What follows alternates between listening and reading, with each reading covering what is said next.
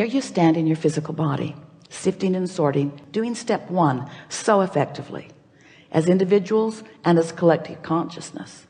And the evolution of all species is about exactly that. Contrast inspires you to want more.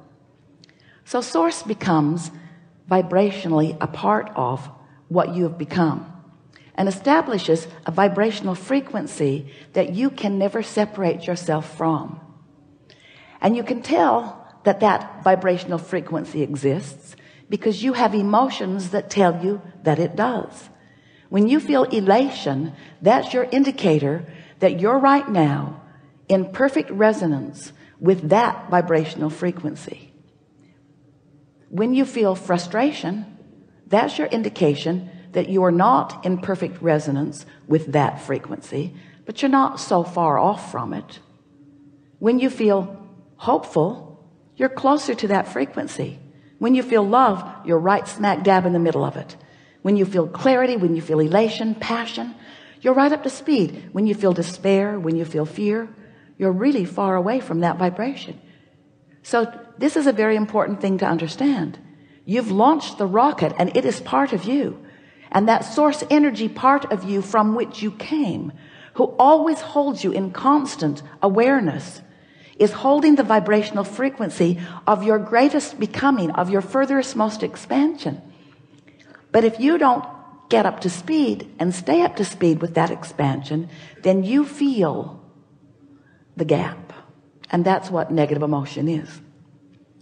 So once you understand this, now it will be easier for you to understand how simple your work really is. It's so much more simple than you have believed it to be. Bless your hearts. You've been working pretty hard at life. You observe things wanted and things unwanted, and you sift them into piles. Don't want that, sort of want that, do want that. And then you try to figure out how to get the wanted piles all around you and the unwanted piles further from you. But what most humans don't understand is that in this attraction-based universe, there's no exclusion. So every single time you give your attention to something unwanted and you say, go away from me, it comes closer. Esther had the most extraordinary experience with the two little people that she loves most in all of the world at the San Diego Fair the other day in Del Mar. Kate and Luke, like everybody else, sometimes in alignment with who they are and sometimes not. So they walked into the fairgrounds, and Esther said, there's lots here, so if you feel attracted to something, point it out. And Luke said, I'm attracted to that. And it was a spinning wheel, some sort of a gimmick, not really even a game. So Luke spun the wheel and got 4 tacos, which did not please him that much. Then Kate spun the wheel and got a chance to win a ticket to Knott's Berry Farm. She was not thrilled at the chance or at even the possibility of being there. So the nice man said, spin it again, sweetheart. So she did. Knott's Berry Farm again. So the nice man said, spin it again, sweetheart. So she did, and she got Slurpees at 7-Eleven, which she had been talking about for days. There are no 7-Elevens in Texas.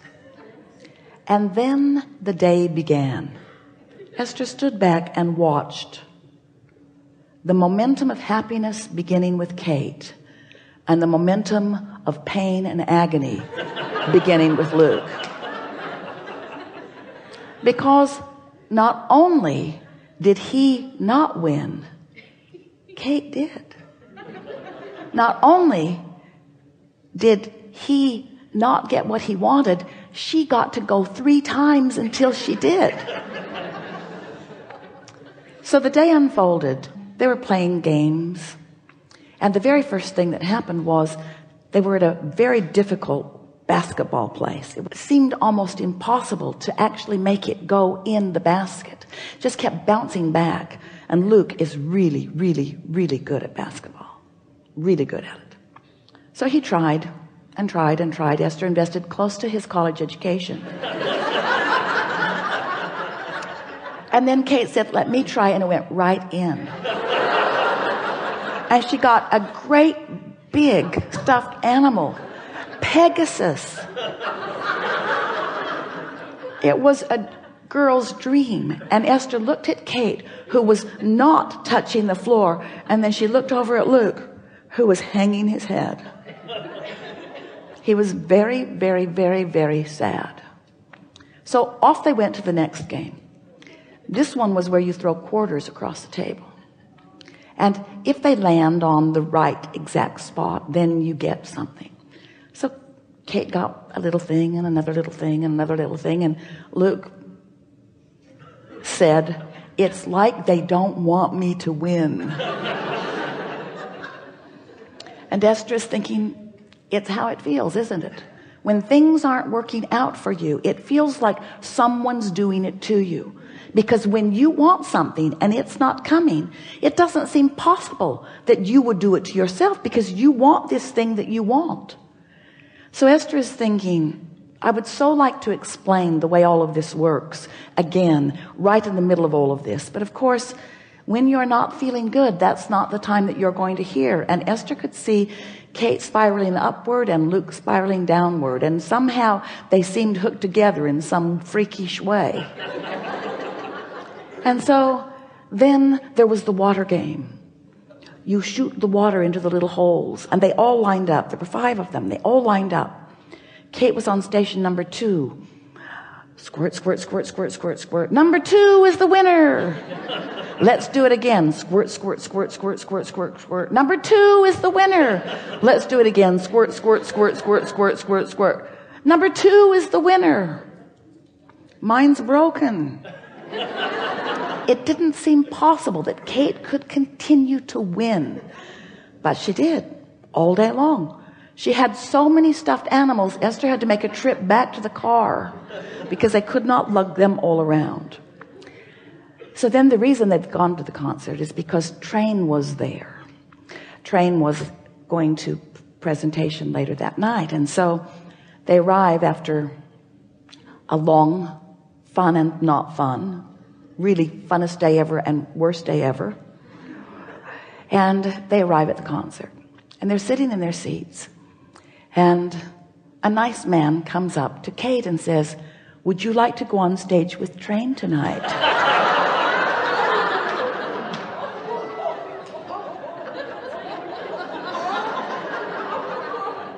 And right before that, while they were eating dinner, Luke had said that he knew the words to the Train songs and that Mermaid was his favorite.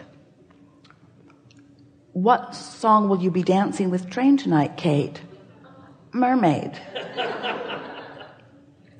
So then the concert happened. It was amazing. The stadium was full. Kate was on stage. She got to see this amazing audience. She got to stand next to these beautiful performers. She was floating above the ground. And now she's back in her seat. The concert has come to an end.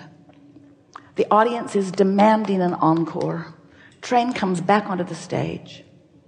The lead singer has 3 t-shirts. He throws them into the audience, and guess who got one of them? Kate. And so as they were walking out of the stadium, Kate puts her hand in Esther's hand, and they are both floating above the ground. And Esther said, that's the way it works, sweetie. You just feel genuine happiness like you have all day, and everything flows to you. There was no point in having the discussion with Luke, because his reality and his observation of it, he had a momentum going. Has that ever happened to you? Have you ever had a momentum going where no matter how hard you try, how good you are, how clever you are, how genuinely good you really are, still things are not working out for you? And Esther came away from that experience enlivened like never before. because she understands law of attraction. She knows for sure about momentum. She knows about point of attraction because that's what we're talking about all day, every day. She knows that the way you feel is your indicator of what you've got going on vibrationally. And she knows that you have reasonable control over what you've got going on vibrationally. But she also knows that once momentum gets going, that law of attraction is going to continue to feed that momentum. We've been talking about this momentum for a while. And Esther has been practicing this feeling of getting on that high flying disc. We've been talking to you about this vortex that is spinning. And now we're wanting to say to you that this vortex is spinning in this high flying, high frequency, non-resistance, and that you've got to be up to speed with that. Because when you're up to speed with that, what's in that vortex flows easily into your experience. But when you're down here in despair or in injustice or in unfairness or in fear, when you're in desperation, you are so far from the frequency of that even though that is making its way to you, it cannot come into your experience. You've got to control your frequency. And so we've been saying lately that the best way to maintain that high-flying frequency is first to understand that it exists, next to understand that you can accomplish it, next to pay attention when you find it, next to pay attention when you find it and to do your best to milk it, to keep the momentum going. We've been telling you a story for a while that sometimes it sounds to us like you are saying, "Hey, Abraham, I've jumped out of an airplane and I have no parachute. What do you suggest that I do?" And we say, "Hang on, it will be over in a little while." Because once that momentum gets going, there is not an action that you're going to take that is going to do anything about it. And that's sort of what Esther wanted to say to Luke all day long. Hang on, it'll be over in a little while. Because eventually you'll get a good night's sleep. Eventually something will happen to stop this momentum. And because it is not naturally who you are, it will not continue. But what happens with so many of you is when it starts going wrong, that's when you begin to apply your effort. But you're applying effort in the midst of momentum that's already gone wrong. And in the midst of the momentum that's already gone wrong, in this attraction-based universe where there is no exclusion, every time you shout no at something, the universe says, here's more of it. And that was exactly what Esther witnessed with these darling children. They were both getting more and more and more of the momentum that they had established.